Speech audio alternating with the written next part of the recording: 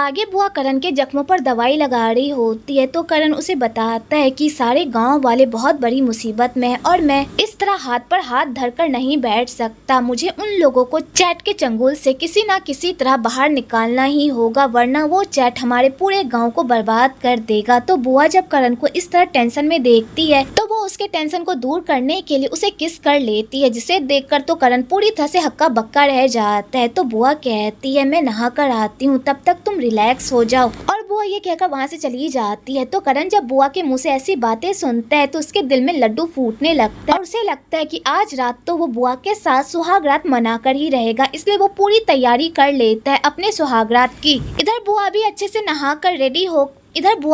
नहा कर रेडी होकर रूम में आती है और वो करण को कहती है आज रात मैं तुम्हें वो मजे करवाऊंगी जिसे तुम जिंदगी में कभी भी नहीं भूल पाओगे। तो करण जब ये सारी बातें सुनता है तो वो बहुत ही एक्साइटेड हो जाता है कि आज रात तो वो बुआ के साथ पलंग तोड़ रोमांस करेगा। लेकिन तभी बुआ उसके सारे रोमांस पर पानी फेर देती है जब वो करण को बाहर सबके साथ लूडो खेलने के लिए लेकर चली जाती है और उसे ये बताती है कि मैं इसी फन की बात कर रही थी, आज रात हम दोनों मिलकर गेम खेलेंगे और पूरी रात मजे करेंगे। तो करण जब बुआ के मुंह से ऐसी बातें सुनता है वो पूरी तरह से मायूस हो जाता है क्योंकि बुआ उसके सारे रोमांस पर पानी फेर देती है। उसके बाद वो लोग पूरी रात गेम खेलते हैं और यहीं पर सो जाते हैं। अगली सुबह जब करण की नींद खुलती है और वो अपने पास बुआ को सोया हुआ देखता है तो वो बहुत ही अच्छा फील करता है और वो बुआ को सोया हुआ छोड़कर फ्रेशन अप होने के लिए बाहर चला जाता है कि तभी वहाँ पर वकुल उससे मिलने के लिए आती है और उसे बताती है कि चैट पूरे गाँव को अपने कर्जे के तले दबाने की कोशिश कर रहा है ताकि वो सारे गांव वालों की जमीन को हड़प सके। तो करण जब ये सारी बातें सुनता है वो पूरी तरह से बौखला जाता है और वो वकुल को कहता है वकुल हमें चैट को रोकना होगा वरना वो पूरे गांव को पूरी तरह से बर्बाद कर देगा। तो वकुल कहती है तुम्हें क्या लगता है कि तुम उसे रोक पाओगे, वो बहुत ही पावरफुल है, तुम उसके सामने टिक भी नहीं पाओगे। तो करण कहता है मैं मानता हूँ कि वो पावरफुल है और पैसे वाला है, लेकिन मैं उसे जीतने नहीं दूंगा और न ही अपने गाँव को बर्बाद करने दूंगा, इसलिए मैं चाहता हूँ कि इस लड़ाई में तुम मेरा साथ दो। तुम मेरा साथ दोगी ना वकुल, क्योंकि मैं जिस वकुल को जानता हूँ वो कभी भी बुराई का साथ नहीं दे सकती। तो वकुल कहती है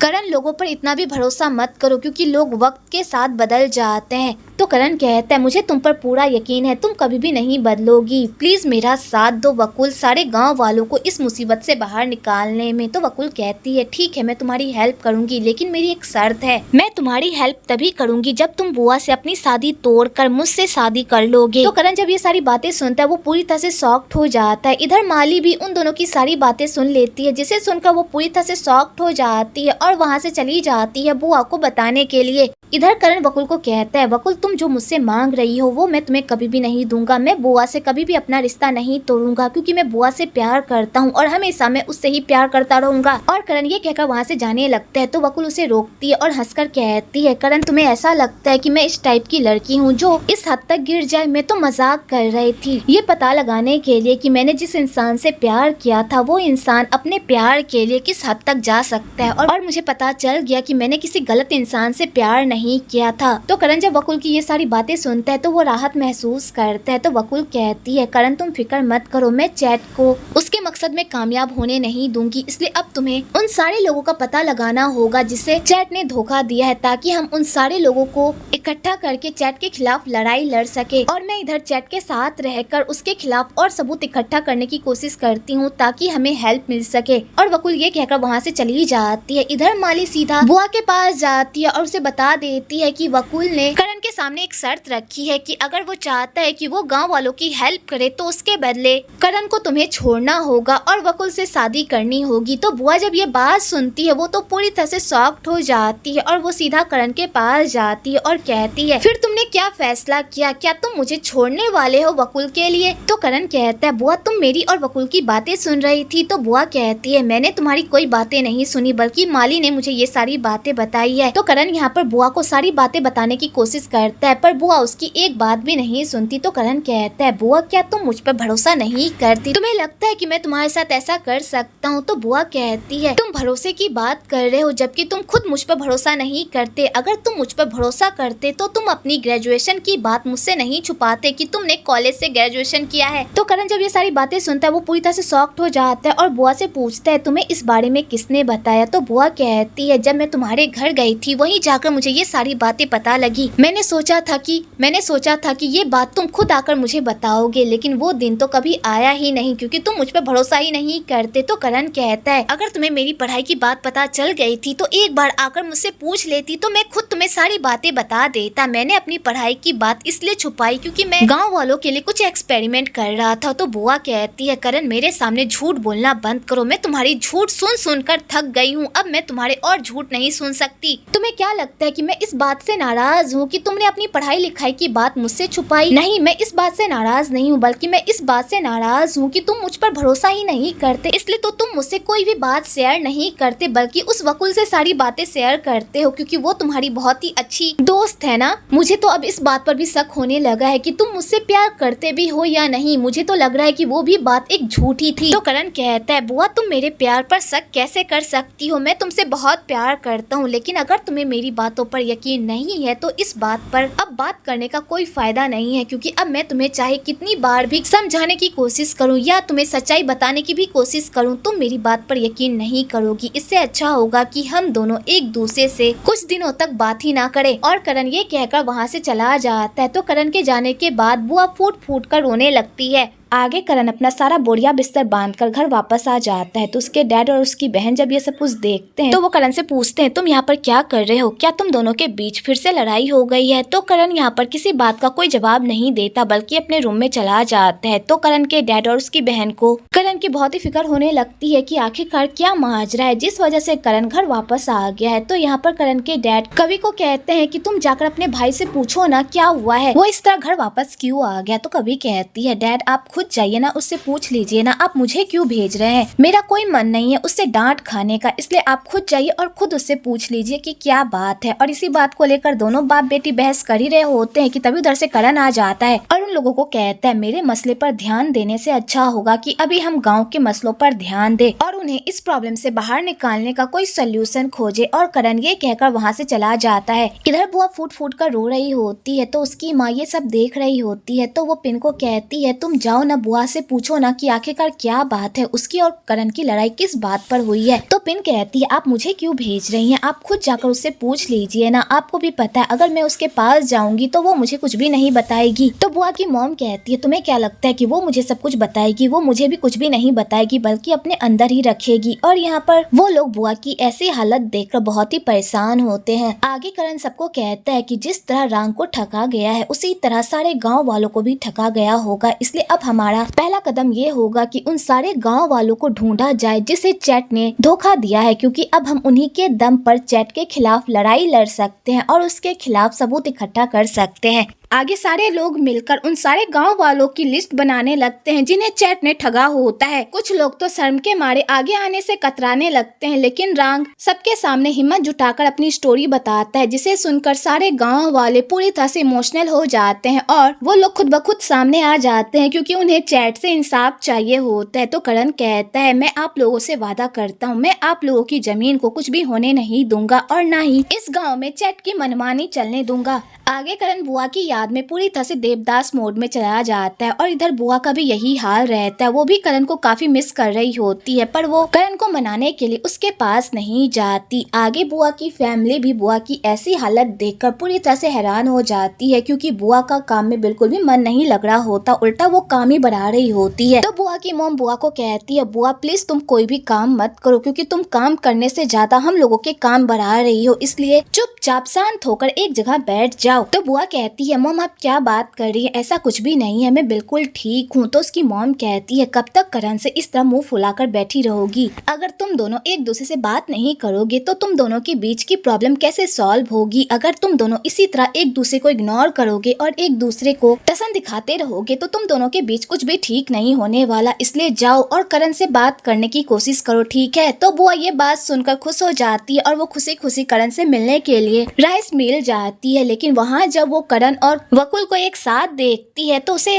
उन दोनों को एक साथ देखकर बिल्कुल भी अच्छा नहीं लगता और वो करण से बिना बात किए ही उसे इग्नोर करके वहाँ से चली जाती है। तो करण को भी ये सब देखकर बिल्कुल भी अच्छा नहीं लगता और उसे लगता है कि बुआ सच में उससे बात नहीं करना चाहती, इसलिए वो बिना बात किए ही वहाँ से चली गई। तो वकुल को ये सब देखकर अच्छा नहीं लगता और वो करण को कहती है तुम दोनों के बीच कोई लड़ाई हुई है। तो करण कहता है हस्बैंड वाइफ के बीच तो छोटी मोटी लड़ाई होती ही रहती है, तुम उस बात पर ध्यान मत दो, चलो काम करते हैं। और करण ये कहकर काम करने लगता है। आगे करण सारे गांव वालों के साथ मिलकर सीधा चैट के दुकान पर पहुंच जाता है और चैट को कहता है तुमने सारे गांव वालों के साथ धोखा किया है, इसलिए तुम्हें सारे गांव वालों को जवाब देना होगा। तो चैट कहता है तुम लोग क्या कह रहे हो कि मैंने गांव वालों के साथ धोखा किया है? मैंने कोई धोखा नहीं किया है, इन लोगों ने मुझसे पैसे उधार लिए थे और उसके बदले मैंने इन लोगों से एक एग्रीमेंट पेपर साइन करवाया था जिसमें ये लिखा था कि अगर ये लोग टाइम पर पैसे नहीं चुका पाते तो इन लोगों की जमीन को हड़प लिया जाएगा। मैंने सब कुछ साफ शब्दों में इन लोगों को समझाया था,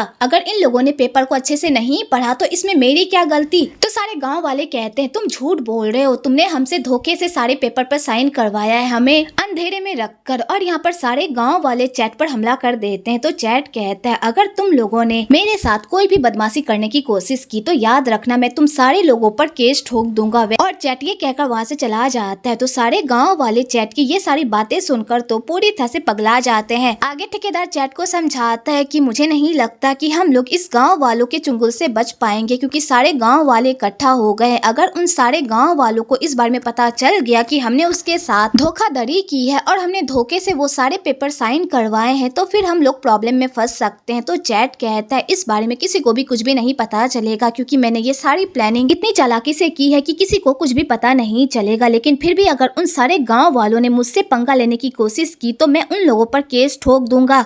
आगे करण सारे गांव वाले के कर्जों का हिसाब करता है ताकि वो ये अंदाजा लगा सके कि सारे गांव वालों के ऊपर कितना कर्जा है। कि तभी वहाँ पर कभी आती है और अपने भाई को कहती है भाई तुम कब से काम कर रहे हो, थोड़ा आराम कर लो। तो करण कहता है बस थोड़ा सा ही काम बचा है, इसे निपटाकर मैं सोने के लिए चला जाऊंगा। तो कभी कहती है भाई ये सारे काम तो होते ही रहेंगे, पर क्या तुमने अपने और बुआ के बारे में कुछ भी सोचा है? क्या तुम बुआ से इसी तरह नाराज रहोगे और उससे दूर रहोगे? क्या तुम उसे मनाने के लिए उसके पास नहीं जाओगे? तो करण कहता है मैं उसके पास क्यों जाऊँ, क्या वो मुझे मनाने के लिए नहीं आ सकती? हमेशा मैं ही उसके आगे पीछे क्यों मंडराता रहूं और उससे माफी मांगता रहूं? तो कभी कहती है आपको पता है बुआ एक लड़की है और लड़कियां हमेशा ये उम्मीद करती है कि लड़के आकर उससे माफी मांगे और उससे सुलह करे, इसलिए आपको ही सुलह करनी होगी। तो करण कहता है कभी बस कर दो, अब मैं थक गया हूँ उसे इस बात पर यकीन दिलाते दिलाते कि मैं उससे प्यार करता हूँ। उसे मेरे प्यार पर यकीन नहीं है तो मैं उसके पास क्यों जाऊँ और उसे मनाने की कोशिश क्यों करूँ? जब उसे मेरे प्यार पर यकीन ही नहीं है तो फिर मुझे भी कोई फर्क नहीं पड़ता।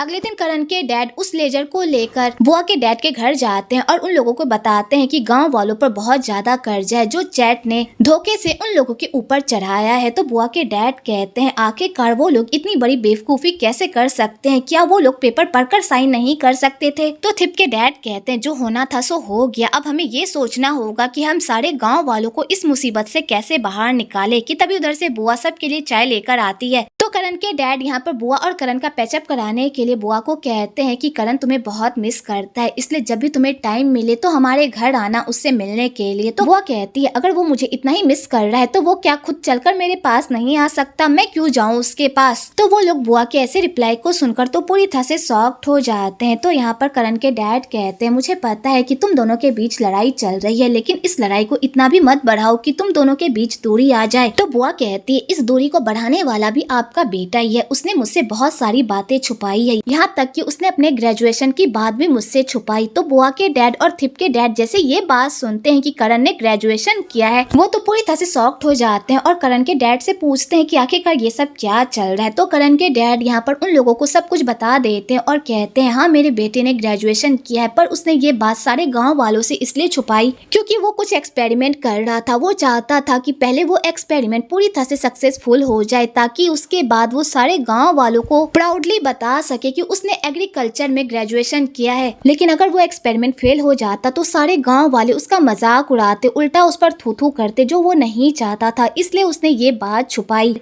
उसका ये सब छुपाने का कोई गलत इरादा नहीं था। तो थिप के डैड और बुआ के डैड जब ये सारी बातें सुनते हैं तो उन्हें लगता है कि करण की बात में पॉइंट तो था, पर बुआ करण के डैड पर बिल्कुल भी यकीन नहीं करती और वो कहती है करण ने ये सब कुछ जानबूझकर किया ताकि वो सबको नीचा दिखा सके और वो ये कहकर वहाँ से चली जाती है। आगे करण को एक कसिनो के बारे में पता चलता है, जिस कसिनो से ठेकेदार सारे गांव वालों के पैसों को लूट रहा होता है। तो करण अपने सारे बंदों के साथ उस कसिनो में घुस जाता है और वहाँ जाकर उस कसिनो के धंधे को बंद करने की कोशिश करता है। तो सैंग उन लोगों के रास्ते में आ जाता है और उन लोगों को रोकने की कोशिश करता है, जिस चक्कर में थिप घायल हो जाता है। लेकिन सही टाइम पर करण आकर सैंग को मजा चखाता है और इन दोनों में जमकर लड़ाई भी होती है, लेकिन सैंग इन दोनों को चकमा देकर वहाँ से भाग जाता है। आगे करण थिप को हॉस्पिटल लेकर जाता है उसका इलाज करवाने के लिए। आगे कभी को जब थिप के बारे में पता चलता है तो वो सीधा हॉस्पिटल आती है और अपने भाई से पूछती है, थिप ठीक है ना? तो करण कहता है हाँ वो बिल्कुल ठीक है, उसे बस थोड़ी सी चोटें लगी है, वो बहुत जल्द ठीक हो जाएगा। तो कभी जैसे ये बात सुनती है तो वो राहत महसूस करती है। तो यहाँ पर थिप के डैड कभी को कहते हैं, तुम तो थिप से प्यार नहीं करती हो ना, तो फिर तुम उसकी इतनी फिक्र क्यों कर रही हो? तो कभी इस बात को टालने लगती है और कहती है, मैं उसकी फिक्र कहाँ कर रही हूँ, मैं तो बस ऐसे ही पूछ रही हूँ, आपको बेकार में ही गलतफहमी हो रही है। इधर पुलिस वाले ठेकेदार को अरेस्ट कर लेते हैं, क्योंकि उस कसिनो का मालिक कोई और नहीं बल्कि वही ठेकेदार होता है, जिस वजह से पुलिस वाले उसे अरेस्ट करके वहाँ से ले जाने लगते हैं। तो यहाँ पर ठेकेदार जेल जाने से पहले चैट को कहता है, प्लीज मेरी बेटी का ख्याल रखना जब तक मैं बाहर नहीं आ जाता। तो चैट कहता है, आप फिक्र मत कीजिए, मैं आपकी बेटी का बहुत ही अच्छे से ख्याल रखूंगा। और ठेकेदार ये कहकर वहाँ से चला जाता है। आगे कभी थिप से मिलने के लिए जाती है और थिप की ऐसी हालत देखकर उसे बहुत ही बुरा लग रहा होता है, क्योंकि थिप को अभी तक होश नहीं आया हुआ होता है, जिस वजह से वो काफी परेशान हो रही होती है और पूरी रात वहीं पर बैठकर थिप का ख्याल रखती है। अगली सुबह भी थिप को होश नहीं आता, तो कभी उसे देखकर वहाँ से चली जाती है। तो कभी के जाते ही थिप को होश आ जाता है। आगे पूरी फैमिली को पता चल जाता है कि थिप को होश आ गया, तो कभी भी बहुत ही खुश हो जाती है। लेकिन वो थिप से मिलने के लिए उसके रूम में दोबारा नहीं जाती, बल्कि अपने डैड के साथ मिलकर घर वापस जाने लगती है।